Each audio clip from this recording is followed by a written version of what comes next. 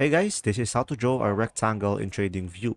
So in order for you to do this, just simply go ahead and go to your specific trade and go to your specific time frame. And from here, go to the left side and just simply go to this XABCD pattern.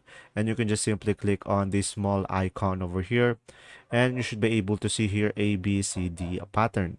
And now you can just simply click on it and go select a specific time frame, and after that just simply go ahead and make a rectangle based on your preferences, and from here you should be able to create a rectangle. And when you right click on it and go to the template, you can save it as well.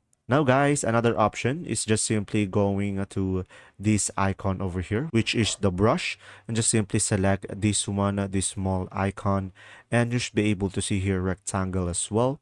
And after that, you should be able to create a rectangle based on your preferences, and from there, you should be able to create one. Now guys, you can check the link in the description below to try TradingView for free and unlock directly $15, so make sure to check it out.